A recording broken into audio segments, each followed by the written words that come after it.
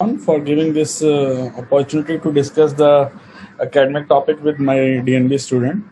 And this topic is somewhat different. There is no new drug and no new indication as such, but sometimes it is important to recapitulate the older things, so that we can use more and more in our practice. Because whatsoever difference it may make in terms of data, in terms of survival, but may be very important for patient survival or increment in lifespan. So with this is the older drug although, and just a new indication has come up with some potential role in COVID patient. So we are going to discuss in ovarian cancer how it is useful in our day-to-day routine practice. So before going ahead, so this is these talks are containing the basic slides also, so that we can have a rough idea. Sorry, rough idea about the ovarian cancer. So this is the overall flow of our presentation. We all know that any malignancy we should discuss in these type of chronological order, in the sense starting from the epidemiology, how much is the incidence and mortality of this particular cancer in our part, and whether there is any screening recommendation or not as per the standard world over guideline, and what are the basic diagnostic methods, treatment options, and then newer treatment. So we all know all the basics, but just a quick revision. Out of all the common malignancies type of ovarian neoplasm, most common is the epithelial ovarian cancer, that is 90%. Other less common we see quite oftenly germ cell and sex cord stromal cell tumors. So if we see the worldwide incidence, so it is the third most common cause of gynecological cancer in death. Although in USA it is the fifth common cause. In India, scenario is somewhat different. If we talk about only females, so it is third in incidence and mortality after breast and cervix cancer. So in exams for DNB, we definitely get sometimes pertinent question about most common 5 malignancy in female or male, either in theory or practical. So I think we all should go this Globocan 2018 data about incidence and mortality, particularly for India also. This is the most authentic data. And ovary, we can see the incidence and mortality world over. It has increased incidence from 2.3 lakh to 2.9 lakh. On the other hand, if we see Indian incidence, 26,000 to 36,000. So roughly around 50% increase in incidence of ovarian cancer in our country over a period of last 6 years or so, 5 or 6 years. So incidence is increasing in our country as compared to world over incidence, and 5-year prevalence is also similarly high. After epidemiology, the commonly discussed symptoms. So we know that various patients comes with a vague symptom. There is no definitive symptom with which we can have a diagnosis of ovarian. So feeling bloated, there is a fullness in the abdomen, which is very quite common symptom with otherwise also normal human being. Pain in the pelvis or lower abdomen, trouble some eating or feeling full fast, feeling the need to urinate often or urgently, feeling mass in the pelvis, or sometimes excessive fluid in the abdomen is being built up. More than 70% of the women with this disease will present with advanced stage, means the patient and the cancer has already spread throughout the abdomen and sometimes beyond also, lungs or liver. Some patient present with pleural effusion and then breathing problem is there. Then we do the pleural fluid cytology, a cell block, and then diagnosis of ovarian cancer is made, because in sometime older age group ovaries are atrophied. There is no obvious ovarian mass. They just present with ascites. Adnexal masses are unremarkable because already they are atrophied with pleural effusion. And we do the tapping, and then it comes a serous carcinoma with CA125 raised, and then we can proceed with the diagnosis of carcinoma ovary in older age group, particularly where ovaries are atrophied. So because of these all symptoms which we can see in picture, bloating, pelvic pain, so because of these symptoms only, sometimes in literature that is called a silent killer, because there is no obvious symptom and patient sometimes live on many years with these not so troublesome symptoms.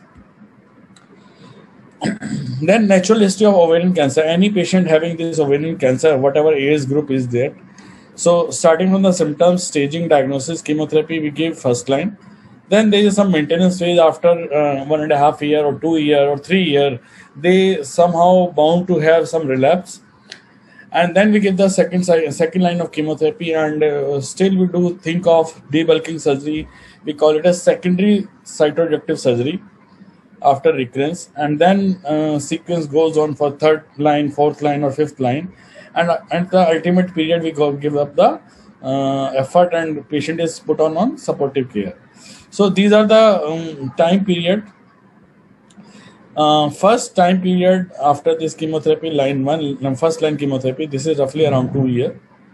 Some patient in early stage, maybe stage 2 or 3, maybe live longer, 4 year, 5 year. But this is a scenario of quite oftenly average span of PFS around 2 years. Then after second line or third line, again another 2 years. So more or less, patient on an average can survive for 4 years or so with all the treatment advancement we have today. So then the question comes, what are the risk factors? We all know that familial and genetic.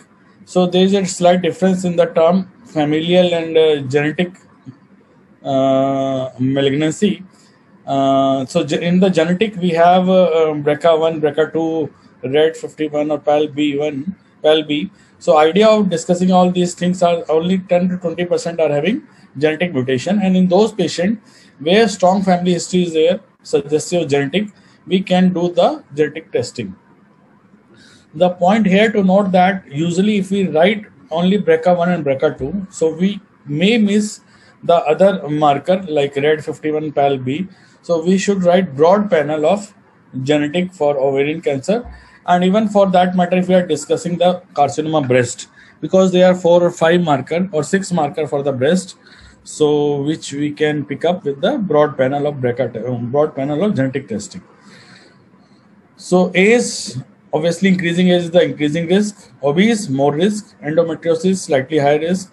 Reproductive history, we all know that similar to the breast cancer. Whosoever has not given birth to any child, have unexplained infertility, have not taken birth control pill, entered menopause much later than the average age. So all these are risk factor for ovarian cancer, developing ovarian cancer. Screening of ovarian cancer, this is a controversial thing because a lot of world body has not recommended for screening ovarian cancer. So this is MSKCC. I would skip this because in discussion for screening purpose, we used to discuss USPSTF, means US Preventive Service Task Force. For any screening for any malignancy, we rely more on this authority. And as per this authority, they have said that they recommend only women with family history, indicating they are at high risk for deleterious gene mutation of BRCA1 or BRCA2. They can be referred for genetic counseling. And current evidence is insufficient to assess the balance of benefit and harms of screening. So as of now, even this authority is not recommending routine screening for patients. Only in a select subset where there is a strong family history with BRCA1 and BRCA2 or other genes are positive, we can go for the screening testing. So diagnostic and evaluation, we know that first and foremost, history is very important to reach a particular diagnosis, which we have learned quite many times, and then followed by the pelvic examination, which includes the rectal also, whether it is involving the rectum part or not for staging purpose, or maybe sometimes we know that bulky adnexal masses are there. We think they are ovarian malignancy, but we have seen cases in younger age group particularly. There is a rectal cancer with Krukenberg tumor in both ovary. So bilateral ovarian masses are there. They are solid. Mainly, it's not complex mass. Solid mass is there. And there is a evidence of the rectal primary is there, might be on clinical examination or on radiological examination. So transvaginal ultrasound is also important for detection of masses and characteristic of that mass, whether it is looking like benign ovarian cyst or they are complex or signifying the malignancy. So tumor marker CA125, this is another one is not very practically useful. CT scan is done to assess the spread to lymph node, pelvic or abdominal structure. MRI is best for distinguishing malignancy from benign. If there is any doubt, PET scan, we know that it is not good for ovarian cancer as such, but yeah, for recurrent and relapse setting, we can rely on PET scan. Chest X-ray can be done in early stage group.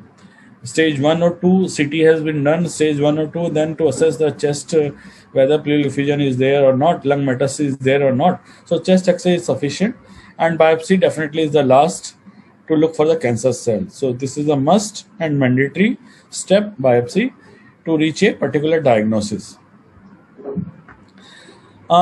This ovarian malignancy is different in the sense this staging is done particularly after mainly surgery. So therefore we call it a surgical staging, and standard we follow is that a FIGO staging. Although in literature we have TNM as a comparison to FIGO also, but still for all practical purposes we follow the FIGO staging as of now. Stage 1, 2, 3 and 4, and C also. C indicates the ascites or spread fluid in the abdomen. It may be 1C, 2C or 3C.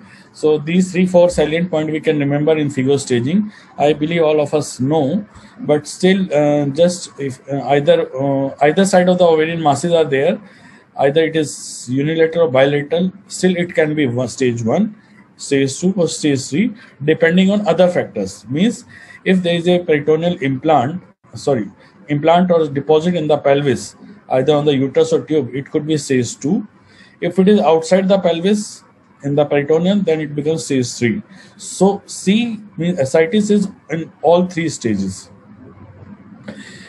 Now, histopathological wise, we know serous is the most common. Serous is high grade. Mucinous is not that aggressive, but it is chemosensitivity is also less. Endometrioid we do get sometimes. Clear cell carcinoma ovarian, and there are some molecular features also which define all these histopathological type. Like in serous, we can see that HRD is common. Therefore, there is a role of platinum sensitivity. Means cisplatin, carboplatin are the key drugs for these particular types of serous carcinoma. Mucinous KRAS mutation is very common. Like mucinous, we can see that they can arise even for appendiceal mucinous or appendiceal part, and where the mucinous variety is common. And KRAS mutation we can see in both, either ovarian or appendix. So in female, there are sometimes very confusing part because there is a huge adnexal mass involving the ovary and appendix. So sometimes it is difficult to define whether it is originating from ovarian or appendix. We do get these type of cases once in a while. And low-grade serous carcinoma are also there, where we see usefulness of MEK inhibitor coming up in near future. Clear cell carcinoma, they are relatively insensitive to chemotherapy, but still we do give because we don't have any other option. PIK3CA mutation and sensitive to VEGF-R2 inhibitor is known in literature. So in a lot of spectrum molecular, we have various markers for different, but the practical usage is still not there. So we'll not discuss all these things. Like we know, sex-coloured stromal cell granulosa have FOXL2, Sertoli, Leydig cell, Dicer 1. So these are some markers we can remember because of these are some unique variety. For epithelial, we cannot remember all these markers, and because there is no practical use as of now. Now we come to the treatment of ovarian cancer, a broader treatment. So as a DNB student, we should know what are the surgical staging. Despite being we are in medical oncology, so very pertinently commonly asked question, what are the steps of cytoreductive surgery? So we should recapitulate, we should be able to recall all the steps starting from 1 to 6 or 7 steps are there, how we can go ahead with the cytoreductive surgery. After that, it's our domain, systemic therapy. We all know paclitaxel standard, paclitaxel, 175 milligram per meter square IV intravenous infusion over a period of 3 hours. Carboplatin AUC 5 to 6 over 1 hour, day 1, 3 weekly interval for 3 to 6 cycle if it is stage 1, depending on whether it is grade 1, 2 or 3. Grade 3 definitely 6 cycle, grade 1 or 2 I think 3 cycle is sufficient. Stage 4, 2 to 4, there is no doubt 6 cycle are recommended. but there is some literature which we are seeing intraperitoneal chemotherapy is also being discussed nowadays. Bevacizumab containing newer regimen as per ICON 7 of GOG 218, upfront setting, new patient, post debulking surgery or before debulking surgery. In both scenarios, it is recommended as per these two trial. ICON 7 or GOG 218 we will discuss in detail. And the key molecule which makes a difference over the backbone of paclitaxel is the bevacizumab, which has been discussed. We are discussing in ovarian cancer since last 10 years or so, but still I believe it is less oftenly used in our patients. I don't know why. Maybe because we are afraid of intestinal perforation. Because of this, because there are a lot of peritoneal deposits in the abdomen. Definitely, we should take care of those subset of patients where a lot of peritoneal deposits, and there are chances of intestinal obstruction, or they are having a history of obstruction off and on. So we have to avoid the bevacizumab in those scenarios. But definitely in some other like stage 4 pleural effusion, we should give the benefit in those patients with the bevacizumab upfront setting. So this is humanized monoclonal antibody. In the picture we can see this brown thing. These are VEGF-A ligand which binds to the VEGF-R2. So R2 receptor is the main thing. When VEGF-A binds to the R2 receptor, there is a endothelial cell proliferation and migration intracellularly, which give rise to neoangiogenesis. So this is a key event of union of VEGF-A and VEGF-R2. So our drug bevacizumab, which is a monoclonal antibody, it inhibits the binding of these two things, ligand VEGF-A to receptor R2. So there is no further angiogenesis is happening. So that is why this is called anti-angiogenesis molecule. So in first line setting, first trial we are going to discuss 0218, and it was published in NEJM 211. Eligibility criteria was standard, untreated, incomplete, accepted, debulking surgery, stage 3 or 4. In this trial, they have taken only stage 3 and 4 with good performance status. In ICON 7, they have taken all the stages, stage 1 to 4. Here they have randomized in paclitaxel, then bevacizumab only in the induction phase, or third was the induction as well as followed by the maintenance. So doses of paclitaxel was similar in all these. Bevacizumab also was similar, only duration was different. So GOG 218, they have given the 22 cycles starting from the 2. We should remember cycle 1 they have omitted, maybe because of again same risk which I said, intestinal perforation or so intolerability.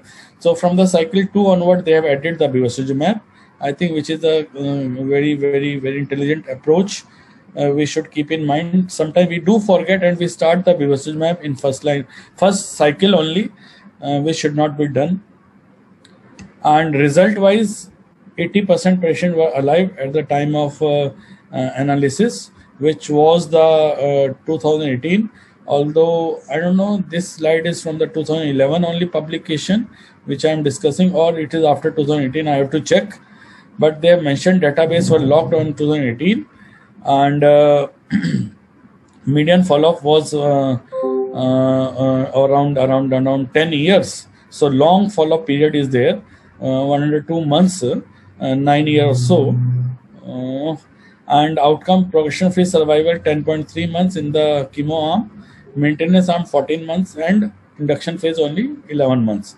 So even small benefit we can see in the if patients are not affording, we can give in the during chemotherapy only, and we can leave the rest of the part if patient is not affording.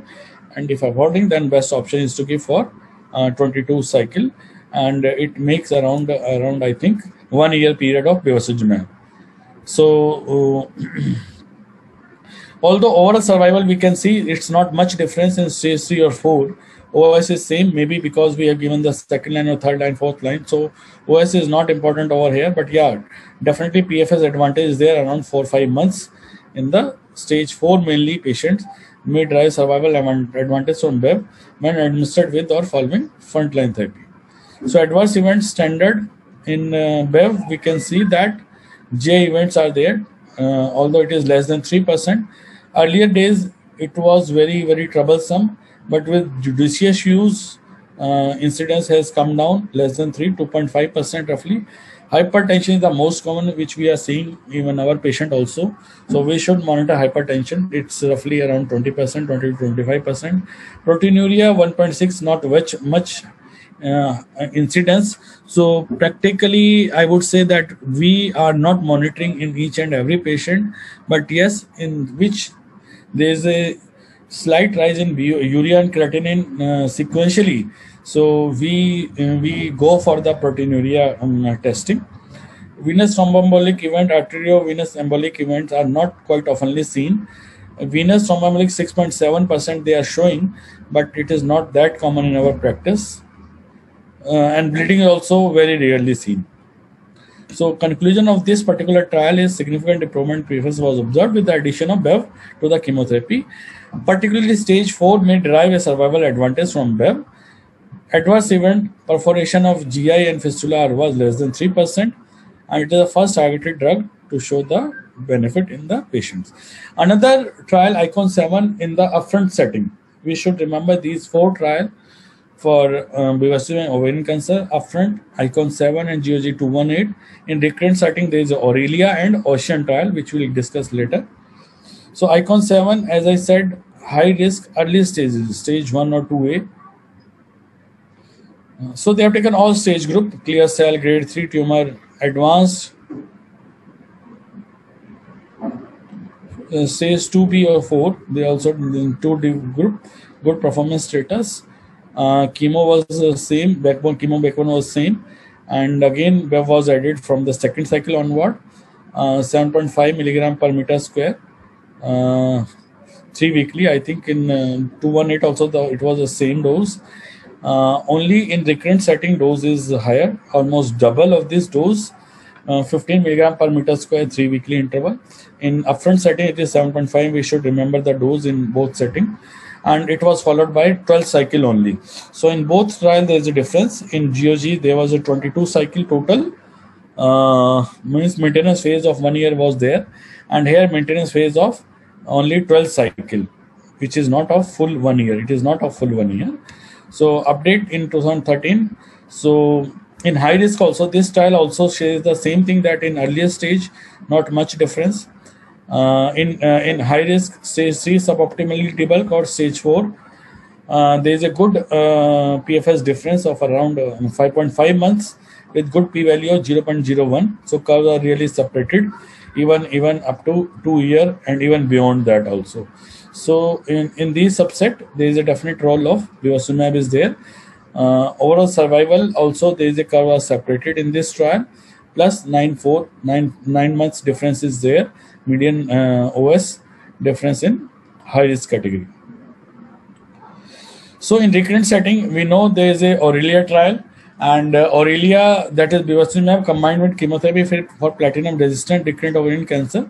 It was also randomized phase 3 trial, good performance status, and progress. This is the difference. Progress within 6 months of completing the 4th cycle of platinum, and recurrence is within 6 months of completing previous chemotherapy.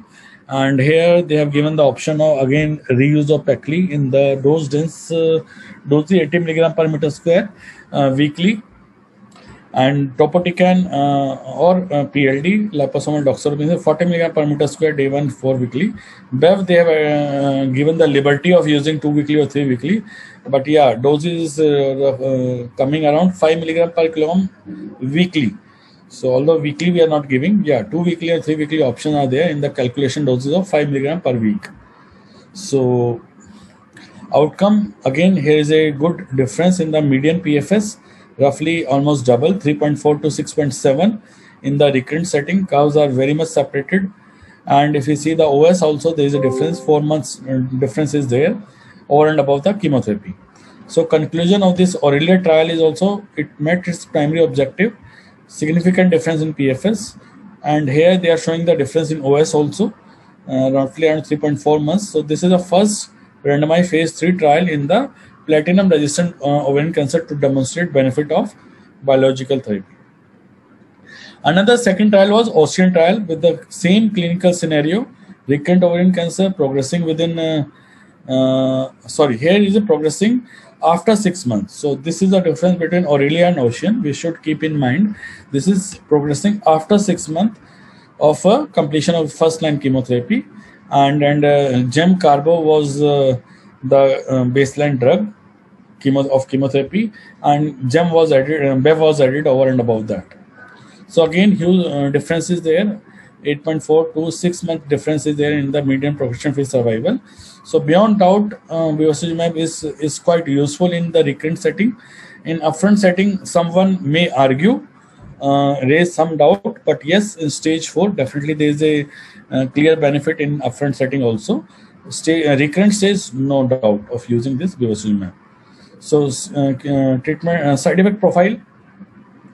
Neutropenia is there, same in both arms as pertaining to the chemotherapy only. No GI perforation, proteinuria is also seen in some patients.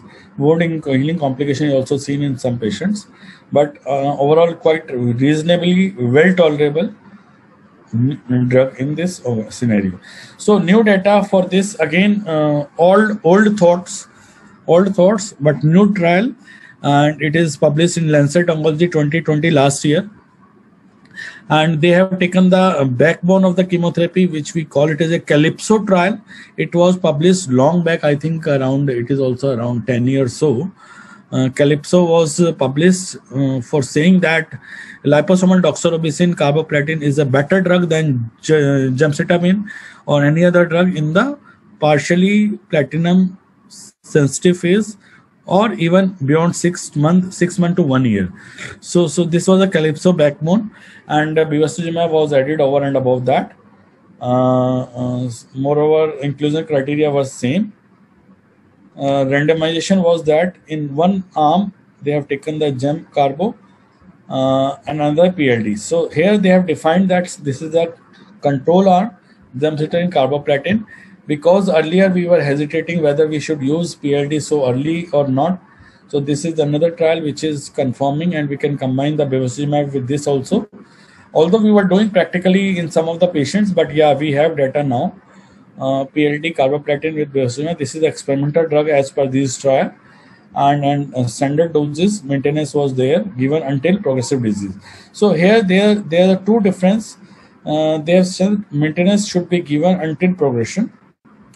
Another thing, PLD doses, I have to check whether this is misprint or actually they have used so much higher dose, because they are saying 30 milligram per meter square in day 1 and day 8. On the other hand, in the earlier trial, we have used 40 milligram per meter square for weekly. So this is 50% higher dose. I don't know, I have to check. And here they have bring the criteria of biological PFS, means only marker wise there is elevation, recurrence according to GCI-IG criteria, and it is defined as time from randomization to first progression, means asymptomatic rise in C125. So what is GCI-IG criteria? I have to check. We should go through that later on. PFS is that there is a definitely PFS advantage, although not much. But yeah, 2.2 months definitely difference is there. Kava separated all throughout. Even after 4 years, there is a difference. So it is saying that bevacizumab we can continue for long also without any much side effect. Here they have shown the OS advantage 27.8 to 31. So 4 months advantage in overall survival. Side effect profile, if you see, similar, not much difference. Proteinuria 5%, hypertension 20% roughly, 28%, and fistula is 1%. So all of the 5 trials which we have discussed today, side effect profile is almost similar. So to summarize, this study has reported PFS advantage of 3 months. Even OS significantly improved with PLD containing experimental. Maybe they have used the bevacizumab for long. That may be the one of the reason for OS advantage over here. Our safety profile are consistent with the previous known trial. Fatal adverse event are infrequent in both groups. So PLD, carboplatin, and bevacizumab is a new standard regimen for patients with recurrent ovarian cancer. which are suitable for platinum based, fitting into a criteria even after recurrence, and angiogenesis treatment. So this is another trial, I think 213, in which they are trying to analyze when there is a platinum free interval of more than 6 months, whether we can use paclitaxel in this scenario or not. This was published in 2017, Lancet Oncology. They have reused the paclitaxel and Bev in the standard doses until progressive disease. Here also they have used the until progressive disease. So in recurrence we can use until progressive disease, and in upfront there is a definitive time period. And here also they have shown the difference in OS and curves are separate. We can see combination curves are separating with the bevacizumab arm. So safety profile is almost similar, not much difference. So this trial, just to have an idea that we can still reuse the paclitaxel carboplatin in partially platinum sensitive patients, more than 6 months recurrence. And the key word which we are seeing in some of the literature, and what are the analysis from GOG 218, which we have discussed upfront setting. First trial which we discussed, that upfront therapy with paclitaxel may be beneficial in patient with ascites. But here I would say that stage 1C patient are also ascites. In those scenario, I doubt whether we should use or not. Yeah, stage 3C onward, we can use the bevacizumab in upfront setting, and in recurrence obviously we can use. So although in single agent response rate is also there about 20% in fourth or fifth line setting. So with this addition of bevacizumab with gemcarbo or liposomal doxorubicin increases the overall response rate and a PFS advantage. Thank you. So this is all about bevacizumab in ovarian cancer.